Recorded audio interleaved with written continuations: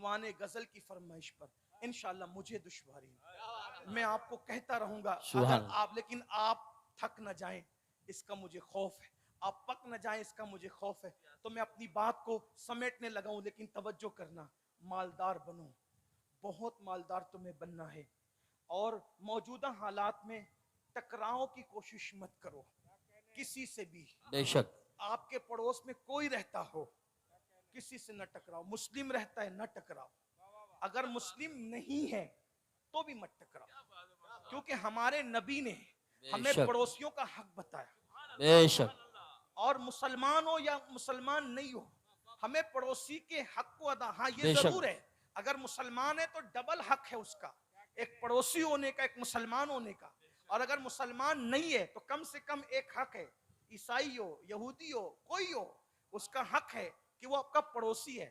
اور کیسا پڑوسی کا حق، اگر بات آپ نے مجھے دیا ہے عنوان، تو ایک ہی بات سناتا ہوں، پڑوسی کا حق کیا ہے اور کتنا خوبصورت حق ہے۔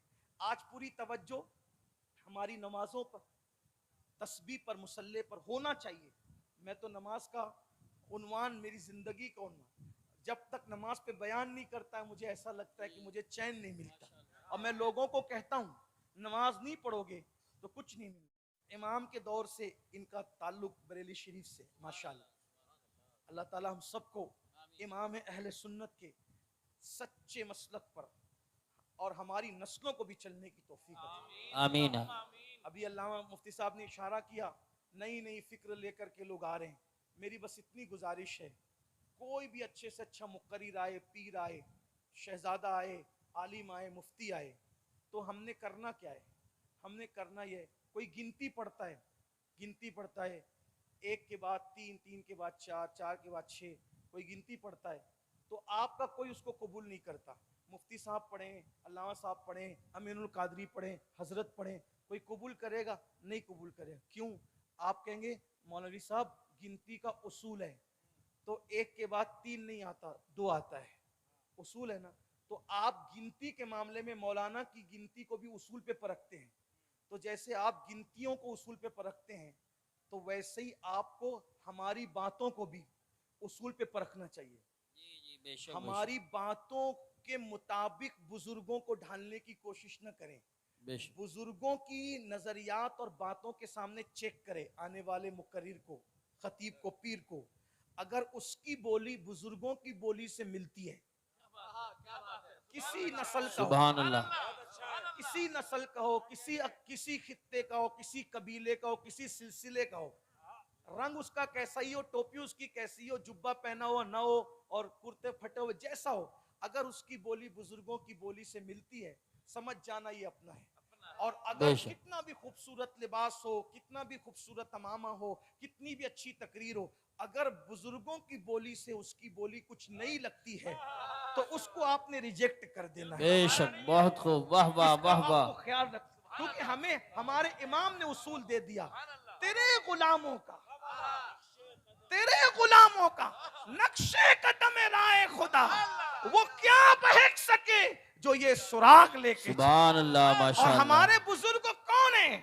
شاہ برکت اللہ ہمارے بزرگ، بے شک، شاہ علیہ رسول ہمارے بزرگ، مہرر شاہ علی حسین اشرفی میاں شیخ المشائخ ہمارے بزرگ، بے شک، حضور سبحان، محدث اعظم کے چوچوی ہمارے بزرگ، بے شک، شاہ عبدالعزیز دہلوی ہمارے بزرگ، بے شک، شیخ عبدالحق دہلوی ہمارے بزرگ، بے شک، شاہ ولی اللہ ہمارے بے بزرگ۔ شک، یہ حضور کے وہ سچے غلام ہیں جنہوں نے حضور علیہ السلام کے دین کی سچی ترجمانی۔ بے شک، بے اس شک، لیے آج کسی کی بھی بولی کو ان بزرگوں کی بولی پہ پرکھنے کی کوشش کریں، بے شک، اللہ تعالی ہمیں اسی پہ قائم رکھے۔ تو آمین۔ حضرت کے گھر میں گیا تھا، ایک خاتون روتے ہوئے آئی، دل رویا، رستہ بھر میں اس کے آنسوؤں سے متاثر رہا۔ وہ خاتون بوڑھی تھی، کیا لے کر آئی تھی؟ میری بہو نے مجھے گھر سے نکالا۔ یہ حالات، مسلمانوں بتاؤ، اسلام تو پڑوسیوں کے ساتھ بھی اچھے سلوک کی بات کرتا ہے، ہم اپنے ماں باپ کے ساتھ بھی سلوک کریں۔ اور ایک بات یاد رکھنا، جو اپنے ماں باپ کے ساتھ اچھا سلوک نہیں کر سکتا وہ دنیا کا کبھی اچھا انسان نہیں ہو سکتا۔ بے شک، وہ نمازی ہو، روزے دار ہو، یہ ہو، کچھ بھی ہو، کچھ نہیں ہو سکتا وہ۔ اس لیے آقا علیہ السلام ارشاد فرماتے ہیں کہ تمہارے ماں باپ تمہاری جنت بھی ہے और तुम्हारे माँ बाप तुम्हारी जहन्नम भी है। बेशक। बहुत अच्छी बात मेरे बुजुर्ग ने कही थी कि लोग हम लोगों के हाथ चूमने के लिए दौड़ते हैं, तो हमारे हाथ चूमने के लिए दौड़ते हो, अपने माँ बाप के हाथ भी इतने शौक से चूमते हो? क्या बात है, वाह वाह वाह, सुभान अल्लाह, सुभान अल्लाह। क्या कहने बताएं हैं? तो वाह वाह वाह। तरजीहात कहाँ गई? कहाँ गई तरजीहात? और अगर माँ बाप के हाथ नहीं चूमते, कुछ लोगों को बुरा लगता है कि आप पीर की, वल्ला मैं पीर की मुखालफत में नहीं कह रहा हूं, मैं माँ बाप की हिमायत में कह रहा हूं। हम खुद अपने मशाइख के हाथ भी चूमते, पैर भी चूमते, लेकिन आपसे कहता हूं अगर माँ बाप के हाथ नहीं चूमते तो पीरों के हाथ चूमना तुम्हें फायदा नहीं दे सकता। वाह वाह वाह वाह वाह, सुभान अल्लाह। मस्जिद बनाने से ज्यादा, मदरसे बनाने से ज्यादा, सबसे ज्यादा अगर किसी पे खर्च करने पे सवाब मिलता है तो तुम्हारे माँ बाप हैं। इनसे ज्यादा खर्च करना, इनके ऊपर खर्च करने से ज्यादा सवाब कहीं नहीं। मेरे आका फरमाते हैं अगर तुम अपनी उम्र को लंबी करना चाहते हो तो अपने माँ बाप के साथ और रिश्तेदारों के साथ उसने सुलूक करो। आका इरशाद फरमाते हैं किसी बंदे की उम्र सिर्फ 3 दिन बचती है, सिर्फ तीन साल बचती है। हजरत इमाम फकी अब्दुल्लाह समरकंदी लिखते हैं किसी बंदे की उम्र सिर्फ 3 साल बचती है, 3 साल, और अल्लाह 3 साल से उसकी उम्र को 30 साल तक बढ़ा देता है। तो सहाबे किराम ने अर्ज़ की या रसूल अल्लाह, ये अचानक 3 साल की उम्र 30 साल कैसे बढ़ जाती है? तो आका फरमाते हैं जब बंदा अपने रिश्तेदारों के साथ उसने सुलूक करता है तो उसकी बरकत से अल्लाह 3 साल को 30 साल में बढ़ा देता है। और फिर फरमाया किसी की उम्र 30 साल रहती है, अचानक उसकी उम्र घटते घटते 3 दिन हो जाती है। सहाबे किराम ने अर्ज़ की या रसूल अल्लाह, 30 साल की उम्र घटकर 3 दिन में कैसे आती है? फरमाया अपने रिश्तेदारों के साथ बदसलूकी करता है तो अल्लाह उसकी उम्र को घटा देता है। जल्दी मरना चाहते हो तो जैसे चाहो जियो, जिल्लत की मौत मरना चाहते हो तो जैसे चाहो जियो, और अगर इज्जत से मरना चाहते हो, उम्र लंबी चाहते हो, दौलत में बरकत चाहते हो, आका फरमाते हैं जो हर नमाज के बाद अपने माँ बाप के लिए दुआ करता है अल्लाह उसके माल में इजाफा करता है, माल में बरकत अता करता है। सिर्फ दुआ करने पर यह है तो जो अपने माँ बाप पे माल खर्च करे अल्लाह उसको क्या शान अता करेगा। इसलिए माँ बाप की खिदमत करो, माँ बाप की अजमत जानो, माँ बाप के साथ उसमें सुलूक करो। उनकी रजा में खुदा की रजा है, उनकी नाराजगी में खुदा की नाराजगी है। तो जो आखिरी बात अर्ज करने चला था वो ये पड़ोसी, पड़ोसी के बारे में। पड़ोसी मतलब क्या? जो बाजू में रहता है वो नहीं, 40 घर बाएं से, 40 आगे 40 पीछे, ये सब पड़ोसी है अपने।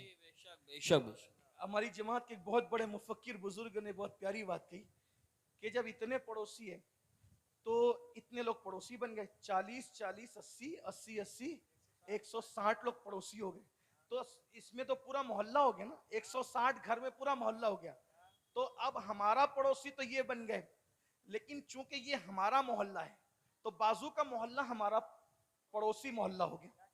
अब मोहल्ले से मोहल्ला मिला तो पूरा गांव हमारा हो गया, तो पड़ोस का गांव हमारा पड़ोसी हो गया। और जब गांव से गांव मिले तो पूरा मुल्क हमारा हो गया, तो पड़ोस का मुल्क हमारा पड़ोसी हो गया। इसका मतलब दुनिया का हर इंसान हमारा पड़ोसी। ये बेशक, सुभान अल्लाह। और हमें हुक्म है जब तक पड़ोसी को न खिलाओ तुमने सोना नहीं। आका अलैहिस्सलाम इरशाद फरमाते हैं जो पेट भर के खा के सोए और उसका पड़ोसी भूखा हो, ये नहीं फरमाया कि मुसलमान हो, नहीं, मुतलकन पड़ोसी। देखें तो सही, मैं आपसे यही कहना चाहता हूं दुनिया को नफरत की बोली बोलने दो, आप मोहब्बत की बोली बोलो। सुभान अल्लाह। नफरतें और मोहब्बतें जब लड़ती हैं तो नफरतें हार जाती हैं, मोहब्बतें जीत जाती हैं। सुभान अल्लाह, सुभान अल्लाह। जीत हमेशा मोहब्बत की हुई है, इसलिए आओ मोहब्बत का पैगाम आम करें। और हमारे आका अलैहिस्सलाम ने मोहब्बतों से दिल जीते हैं, हुजूर ने तलवारों से नहीं मोहब्बतों से दिल जीते। तो बहुत खूबसूरत सा एक वाकया मेरी निगाहों के सामने आ रहा है, वो पेश करके बात खत्म करूं, लेकिन इस उम्मीद पर कि आप अमल करेंगे इंशाअल्लाह।